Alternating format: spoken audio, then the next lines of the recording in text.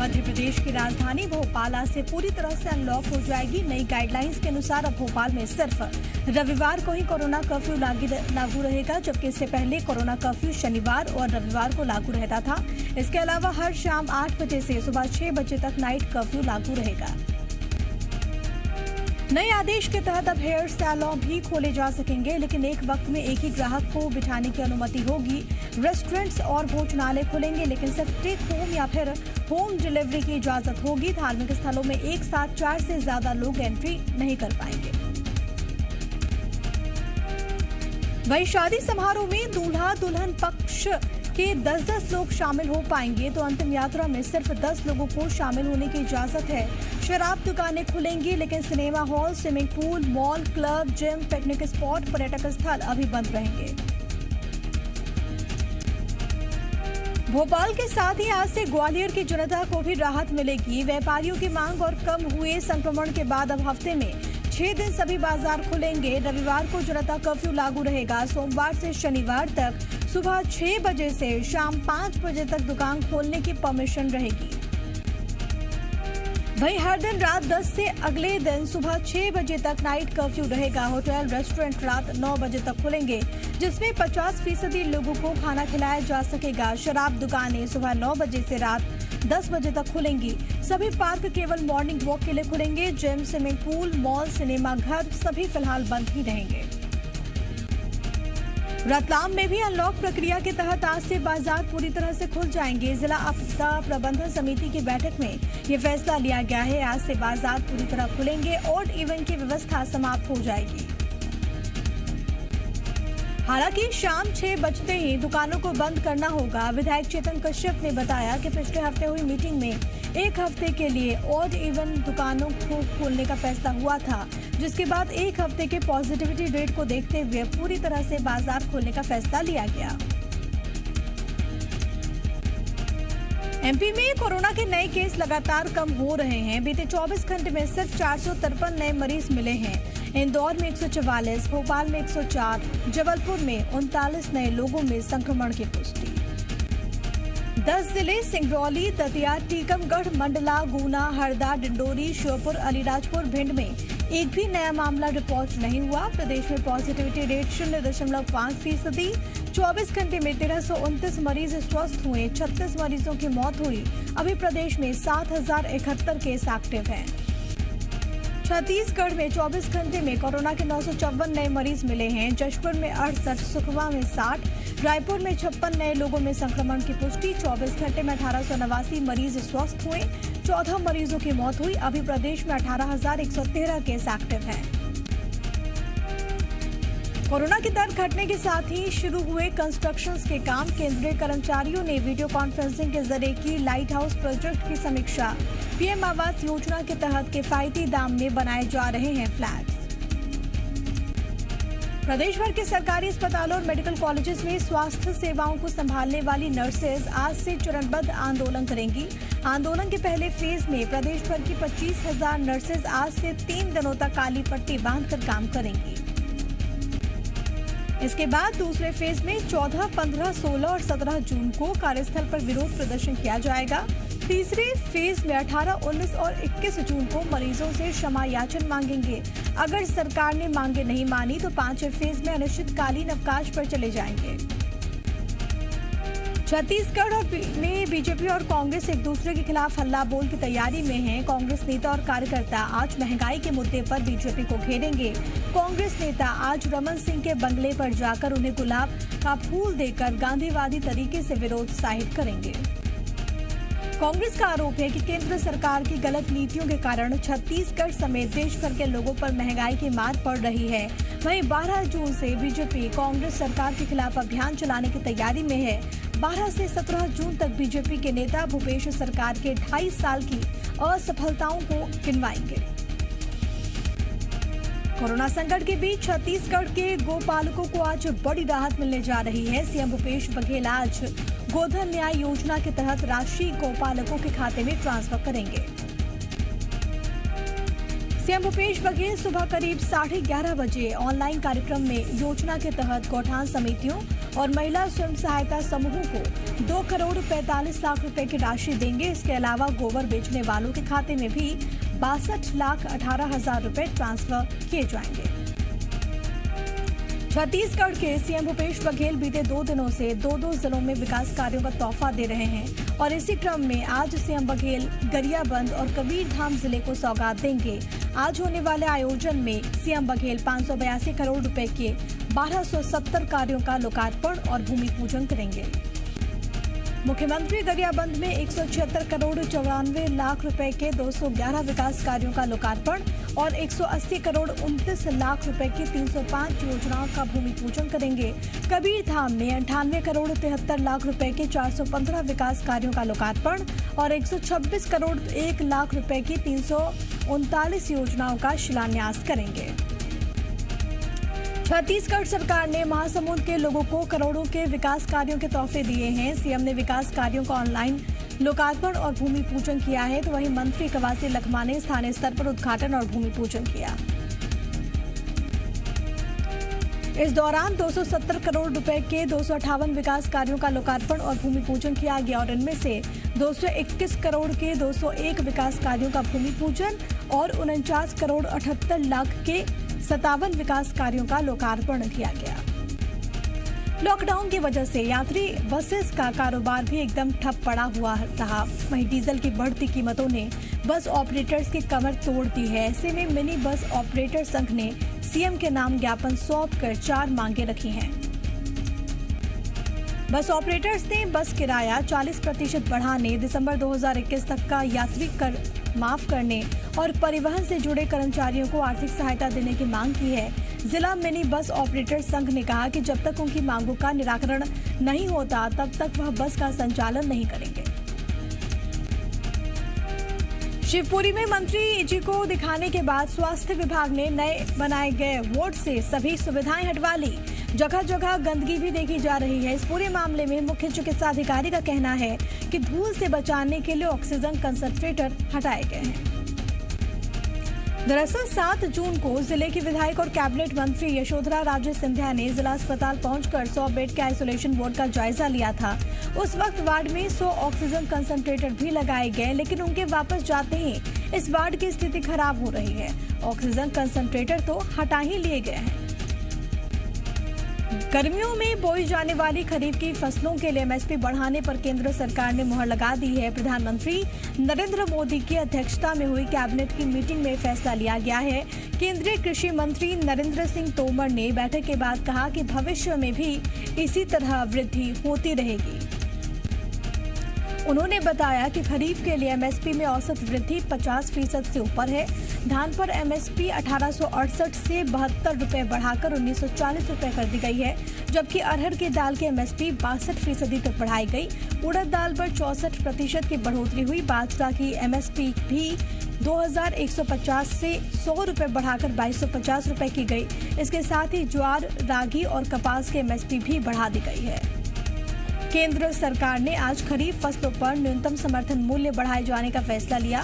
धान, अरहर, ज्वार, बाजरा, मूंग, उड़द खरीफ की सभी फसलों का समर्थन मूल्य बढ़ाया गया है। खरीफ फसलों का समर्थन मूल्य बढ़ाए जाने पर सीएम शिवराज सिंह ने पीएम मोदी का आभार जाहिर किया। केंद्र सरकार के धान का समर्थन मूल्य बढ़ाए जाने को छत्तीसगढ़ सरकार ने ऊंट के मुंह में जीरा करार दिया है। छत्तीसगढ़ के कृषि मंत्री रविंद्र चौबे ने कहा कि केंद्र सरकार ने धान के समर्थन मूल्य में सिर्फ 72 रुपए की वृद्धि की है। उन्होंने कहा कि डीजल के रेट बढ़ गए हैं, खाद की कीमतें बढ़ गई हैं, धान की खेती की लागत भी 2000 रुपए प्रति एकड़ बढ़ गई है, लेकिन केंद्र सरकार धान के समर्थन मूल्य में सिर्फ 72 रुपए बढ़ा रही है। रविंद्र चौबे ने यह भी कहा कि हम लोग कम से कम प्रति क्विंटल 150 रुपए बढ़ाए जाने की उम्मीद कर रहे थे।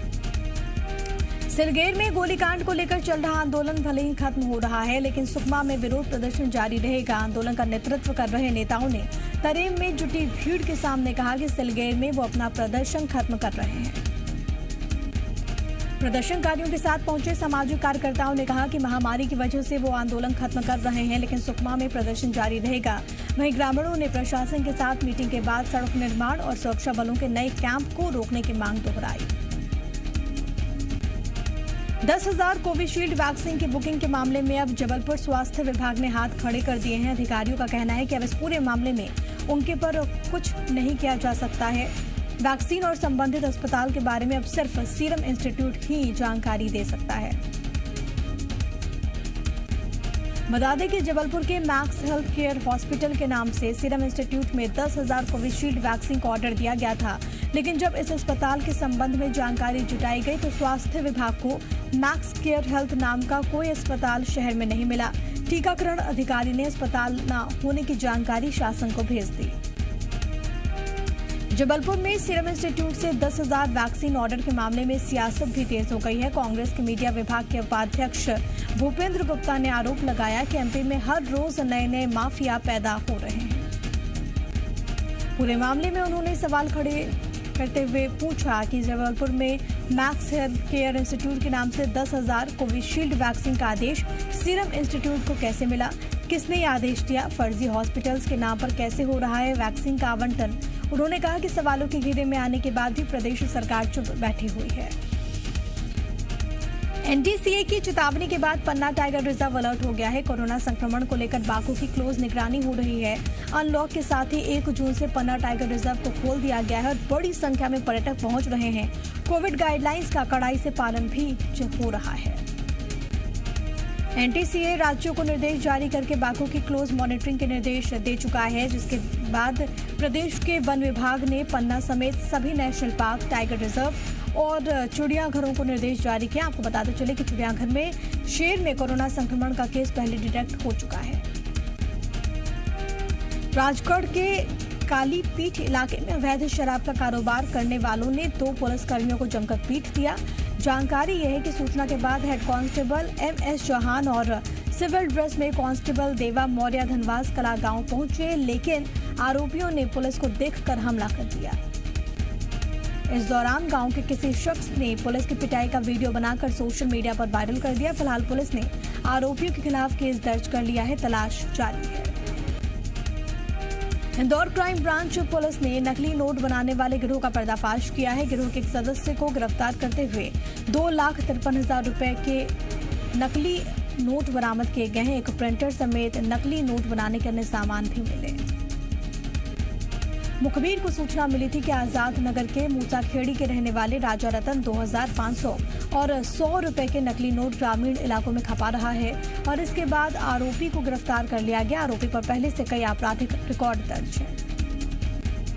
राजगढ़ में महिला की हत्या की गुत्थी सुलझाते हुए पुलिस ने आरोपी पति को ही हिरासत में ले लिया है। करावर थाना क्षेत्र के मानपुरा गुजराती तलेन रोड पर पेट्रोल पंप के पास खेत में एक महिला का शव मिला था। महिला के पास से एक आवेदन भी मिला है, जिसे उसने पति के खिलाफ पुलिस को दिया था। पुलिस ने फॉरेंसिक और डॉग स्क्वाड की मदद से साक्ष्य जुटाकर आरोपी को हिरासत में लिया। बताया ये जाता है कि ज्योति और आरोपी श्री किशन की शादी करीब 10 साल पहले हुई थी। दोनों के बीच पिछले 2 सालों से विवाद चल रहा था। करीब 5 से 6 महीने से दोनों एक दूसरे से अलग रह रहे थे। खरगोन के भीकंग गांव पुलिस ने 2 नाबालिग लड़कियों के अपहरण करने के मामले में 5 आरोपियों को गिरफ्तार किया। सूचना मिली थी कि आरोपी दोनों लड़कियों को लेकर खंडवा जिले के पंधाना की ओर जा रहे हैं। इसके बाद पुलिस की टीम ने तुरंत घेराबंदी की और आरोपी को धर दबोचा। जानकारी यह है कि मुख्य आरोपी धार जिले का रहने वाला है। तकरीबन 8 महीने पहले उसके इंस्टाग्राम के जरिए दोस्ती हुई थी। आरोपी ने प्रलोभन देकर लड़की को बुलाया और फिर किडनैपिंग की वारदात को अंजाम दिया। पकड़े गए आरोपियों में एक महिला भी शामिल है। खरगोन के बलवाड़ा थाना क्षेत्र के मोरीपुरा में 13 साल की बच्ची ने खुद पर केरोसिन डालकर आग लगा ली। बच्ची ने पिता से नीले रंग की एक ड्रेस दिलाने की जिद की थी, लेकिन पिता ने दूसरे दिन ड्रेस दिलाने की बात कहकर बात टाल दी, जिससे नाराज होकर रात में बच्ची ने घर के अंदर केरोसिन डालकर आग लगा लिया। और इस दौरान परिवार के सभी लोग बाहर बैठे हुए थे तो किसी ने ध्यान नहीं दिया। चिल्लाने की आवाज सुनकर जब दरवाजा तोड़ा गया तो तुरंत अस्पताल ले जाया गया, लेकिन डॉक्टर्स ने मृत घोषित कर दिया। कोंडा गांव में शिक्षकों के साथ मारपीट करने वाले 5 आरोपियों को गिरफ्तार कर लिया है पुलिस ने। भिंड के बारौली में पुलिस ने 10 साल की नाबालिग का शव खेत से बरामद किया, जिसकी हत्या को परिजनों और ग्रामीणों ने छिपा दिया था। घटना के बाद परिवार और समाज के दबाव में मामले को दबा दिया गया। नाबालिग के माता पिता और मामा ने उसे खेत में दफना दिया। सतना में आरपीएफ थाने में एक शख्स ने फांसी लगाकर जान दे दी। जानकारी यह है कि पुलिसकर्मी शक के आधार पर एक शख्स को थाने लाए थे। परिजनों ने पुलिसकर्मियों पर मामले को रफा दफा करने की कोशिश करने के प्रयास का आरोप लगाया है। इसकी जानकारी लगते ही प्रशासन और पुलिस के साथ ही आरपीएफ के वरिष्ठ अधिकारी मौके पर पहुंचे। रीवा में सुबह की सैर पर निकली युवती का सिलपरा नहर में मिला शव। मरने से पहले प्रेमी को भेजी थी सेल्फी। दिल्ली का लापता रैपर आदित्य तिवारी उर्फ एमसी कोच जबलपुर में मिल गया है। उसे दिल्ली पुलिस ने सकुशल खोज निकाला। दक्षिण दिल्ली के वसंत कुंज थाने में आदित्य की मां ने उसकी गुमशुदगी की रिपोर्ट दर्ज कराई। आदित्य ने 4 जून को इंस्टाग्राम अकाउंट पर एक सुसाइड नोट भी डाला था। जबलपुर पुलिस ने हाईटेक चोर गिरोह का पर्दाफाश किया, जो बड़ी आसानी से एटीएम से पैसे निकाल लेते थे। आरोपियों ने जबलपुर, कटनी सहित दिल्ली, गुजरात, हरियाणा, महाराष्ट्र, राजस्थान, बिहार, उत्तराखंड, उत्तर प्रदेश और पश्चिम बंगाल में एटीएम से लाखों की चोरी की बात कबूल भी कर ली है। दतिया के जिला अस्पताल में दवाइयों की चोरी का एक मामला है सामने। दवा चोरी करके भाग रहे युवक को अस्पताल स्टाफ ने रंगे हाथों पकड़ा। सीसीटीवी में साफ देखा जा सकता है कि वक्त जिला अस्पताल से दवा बटोर कर रफू चक्कर होने की फिराक में है, लेकिन जैसे ही वो बाहर अपनी स्कूटी पर पहुंचा तो उसे पकड़ लिया गया। दतिया के सिविल लाइन इलाके में मंदिर के पुजारी की हत्या के मामले में पुलिस ने आरोपी को गिरफ्तार किया। पुलिस के अनुसार पकड़ा गया आरोपी चेला था। गुरु चेले में किसी बात को लेकर कहासुनी हुई और इसके बाद उसने इस वारदात को अंजाम दिया। धमतरी की एक डिलीवरी कंपनी पर अज्ञात चोरों ने बोला धावा। करीब 3,80,000 रुपए नकदी समेत डिलीवरी के लिए रखे सामान पर किया हादसा। शिवपुरी में आबकारी विभाग ने अवैध शराब बनाने वाली जगह पर मारा रेड। 5,35,000 रुपए की अवैध शराब की बरामद। जबलपुर में पुलिस ने अवैध शराब के परिवहन पर कार्रवाई करते हुए ट्रक के ड्राइवर और क्लीनर को लिया हिरासत में। ट्रक ड्राइवर के पास से 1,300 पेटी अंग्रेजी शराब के परिवहन की इजाजत उसके पास थी। आधारताल पुलिस को इंदौर के राउ से शहडोल के लिए अंग्रेजी शराब के रवाना होने की जानकारी मिली थी। मंडला में एक बोलेरो गाड़ी बेकाबू होकर पुल से नीचे गिर गई। पुढ़नेर नदी पर बने पुल पर हुआ हादसा। टीकमगढ़ के सीएमएचओ कार्यालय में लगी आग की जांच रिपोर्ट में एक अहम खुलासा हुआ है। जानकारी ये है कि बिजली विभाग और एफएसएच की जांच रिपोर्ट में ये पता चला है कि आग शॉर्ट सर्किट की वजह से नहीं लगी, बल्कि किसी व्यक्ति ने लगाई। 6 जून को सीएमएचओ कार्यालय में आग लगने के बाद बीजेपी सांसद मनोज देवलिया ने आरोप लगाया था कि दवाइयों और उपकरणों की खरीदी में किए गए भ्रष्टाचार के दस्तावेज मिटाने के लिए जानबूझकर आग लगवाई गई। शिल्पकला से कोंडागांव जिले की पहचान है, लेकिन पिछले 1 साल से शिल्पकला के व्यापारी बेहद परेशान है। बाजार बंद है, पर्यटक भी नहीं आ रहे। देर रात मुंबई के मलाड के मालवाड़ी में एक 4 मंजिला इमारत हुई धराशायी। अभी तक 11 लोगों की मौत, 8 लोग जख्मी। कोलकाता में बंगाल पुलिस के एनकाउंटर में मारा गया गैंगस्टर जयपाल और जस्सी। पंजाब में पुलिस इंस्पेक्टर की हत्या सहित कई मामलों में था आरोपी।